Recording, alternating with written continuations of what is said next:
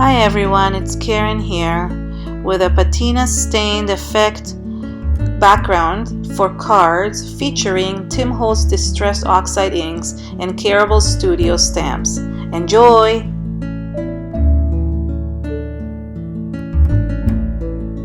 Ever since I got the Distressed Oxide inks, I really can't get enough of them.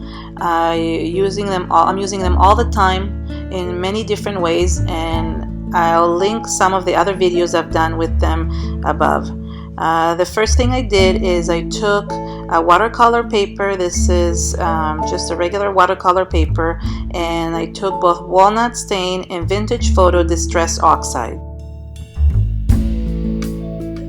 I took the two colored inks, and I dabbed them onto my craft mat. This is a Ken Oliver craft mat, and it's just amazing. I just recently got it, and it really is a great mat, and it cleans really well, so it was perfect for this. So all I did is I dabbed it onto the background, and then I sprayed it with a spritzer to create some ink, a wet ink, and then I just pressed the paper onto my mat to create different stained effects in the background. I did it twice with the Walnut stain and the Vintage Photo Distress Oxides, and then I did it with the Spice Marmalade. And why I did it a few times is because every time you do it and dry it, you create more stains in the background, and they superimpose themselves, so you can go back and forth between the colors like I'm doing now, and then you get them all mixed and create this really cool stained pattern. To give it the patina effect, I used the cracked Pistachio Distress Oxide ink, and I did the same method again and created the stains in the turquoise minty color, and did it a couple times until I created enough stains to cover the background.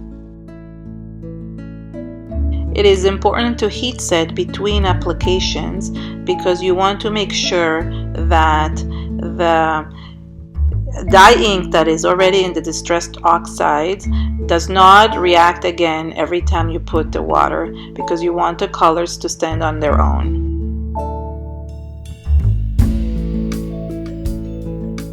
I took a Prima cling stamp from Iron Orchid Designs. It's called Texture Stamp, and I used it to stamp in the background. First I inked it, and then I sprayed it with a little bit of water using the Vintage Photo Distress Oxide, and then stamping it in the background. What it did is that it created this really cool wet distressed pattern, script pattern in the background, and I really liked it because it looks like a watermark.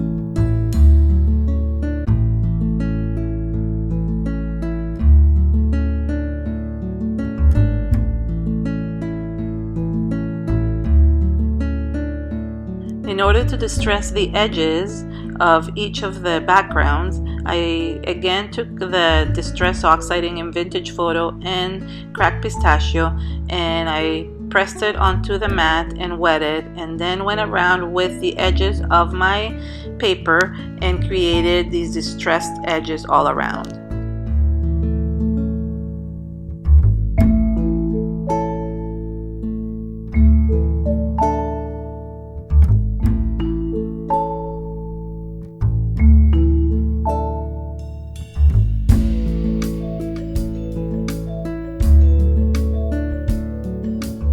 I took a string and started wrapping it around the paper and stapling it with a Tim Holtz tiny attacher. I went around a few times until I created a really nice pattern with the string.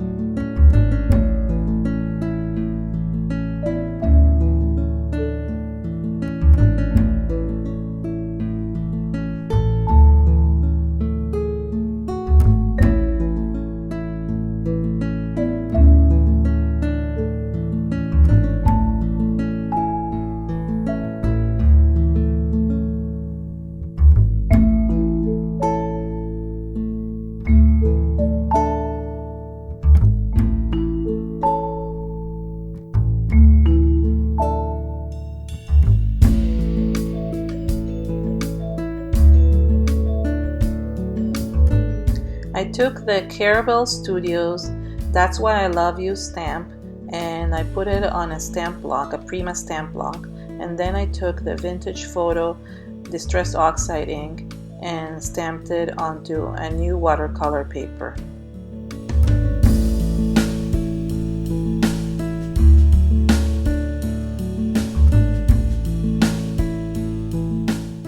Then I sprayed it with water and dabbed off the excess. I did this twice, one for each card.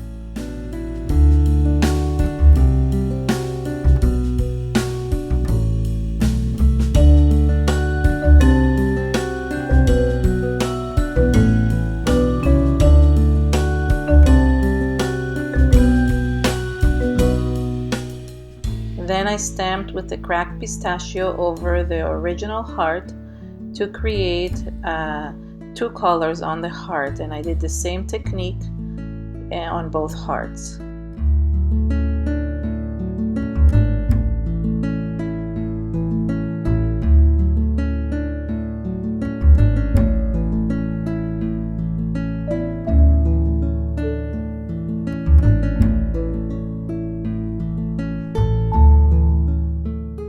I also took another heart from the set and stamped it with the cracked pistachio. This time I wanted the dried image, so I didn't spray any water on it. I cut out the hearts and then I wanted to edge them, so I just used again the same Vintage Photo to just edge around the hearts and create a little bit of a nice stained edge.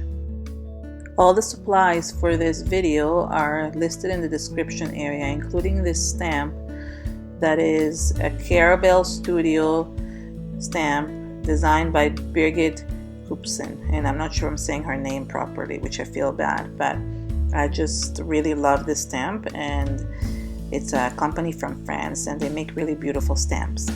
I realized that even though I had put the string on, I had an idea of creating doing another technique with these distressed oxides, and again I put them on the mat, both the Vintage Photo and the cracked pistachio, and this time I wanted to create tea stain like patterns on the background.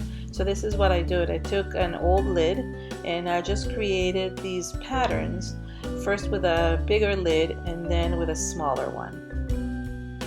I've also listed this mat in the description area because it's just a really good mat. I'm quite impressed with it. It's very smooth and easy to clean, and things cling to it so they don't move around when you're working on them, especially when it's something smooth.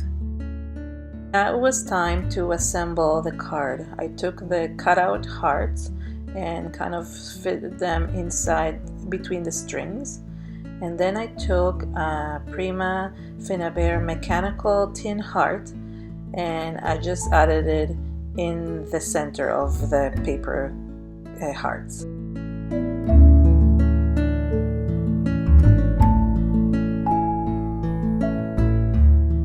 I used some 3D foam tape to stick them to the back.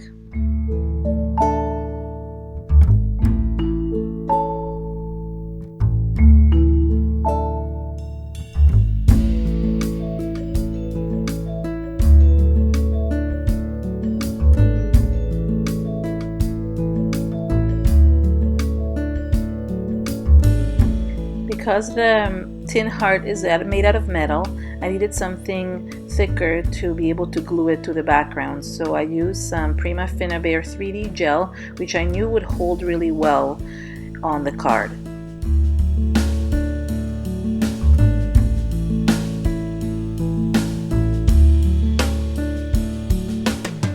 For the title, I took a little piece of watercolor paper and then used the cracked pistachio to kind of stain the background.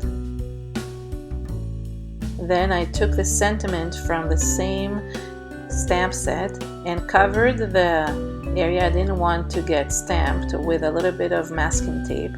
Then, using the Vintage Photo, I inked the part that said "Love You" and I stamped it onto the background 2 times.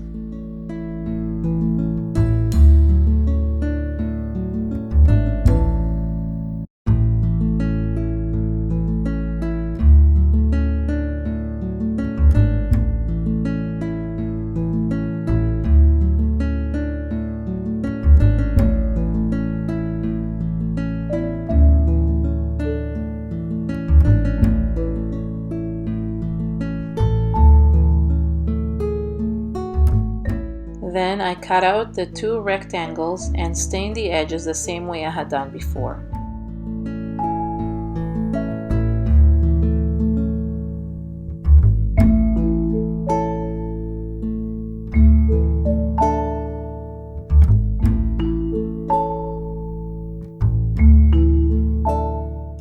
I stuck them to the page again using the 3D foam tape.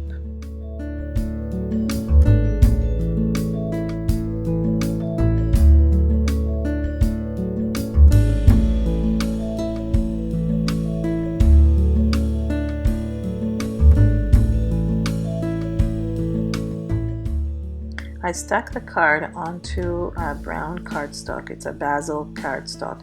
But I also realized, I don't know if you noticed, I put 3 little pearls, and those were done with liquid pearls, mint green.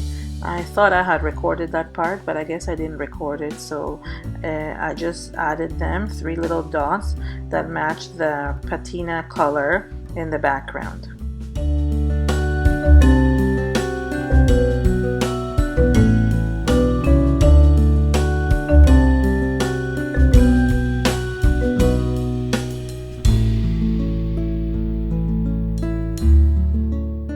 Thank you so much for watching. For more inspiration, subscribe to my YouTube channel. Bye!